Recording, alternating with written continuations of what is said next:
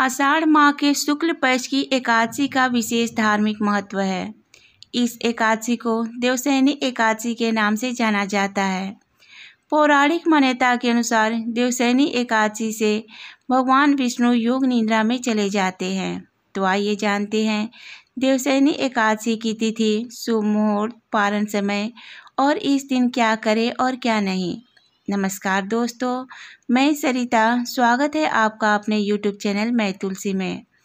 सनातन धर्म में आषाढ़ माह की शुक्ल पक्ष की एकादशी का विशेष महत्व है।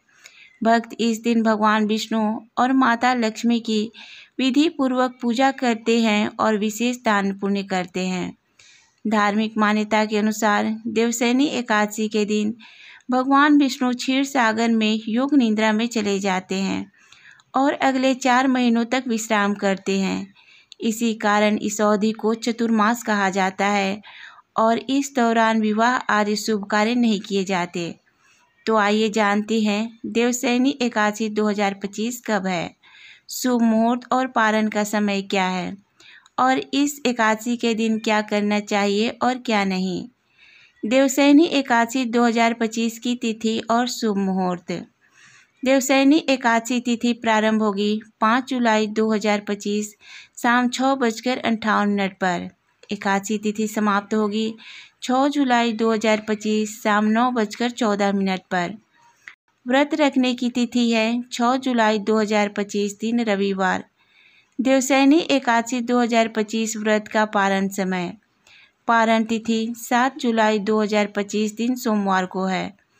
पारण का शुभ मुहूर्त सुबह 5:29 से 8:16 तक है। तो आइए जानते हैं देवशयनी एकादशी के दिन क्या करें। इस दिन सुबह ब्रह्म मुहूर्त में स्नान करके व्रत का संकल्प लें। मन, वचन और कर्म से शुद्ध रहने का प्रयास करें। भगवान विष्णु और लक्ष्मी जी की पूजा करें। इस दौरान भगवान विष्णु की प्रतिमा या चित्र के सामने पीले फूल, तुलसी के पत्ते, धूप, दीप, नैवेद्य और पंचामृत अर्पित करें। इसके बाद ओम नमो भागवते वासुदेवाय नमः मंत्र का जाप करें। अगर संभव हो तो श्री विष्णु सहस्त्रनामा या विष्णु चालीसा का पाठ करें। भगवान विष्णु की पूजा में तुलसी के पत्तों का विशेष महत्व होता है। तुलसी पत्र अर्पित किए बिना भगवान विष्णु की पूजा अधूरी मानी जाती है। दिन भर फलाहार करें या निर्जला व्रत रखें। रात्रि में जागरण या भजन कीर्तन करें। इसके अलावा इस दिन वस्त्र, अन्न, जल, छाता, जूते, तांबा, गोधन, आभूषण आदि का दान करने का विशेष महत्व होता है। तो आइए जानते हैं देवशयनी एकादशी पर क्या ना करें। अन्न ग्रहण न करें। एकादशी व्रत में अन्न, चावल, गेहूं, दाल खाना वर्जित माना जाता है। फलाहार या जल व्रत करना श्रेष्ठ माना जाता है। विशेष रूप से चावल खाने की मनाही है। मान्यता है इस दिन चावल खाने से अगले जन्म में कीट पतंगे बनने का दोष लगता है।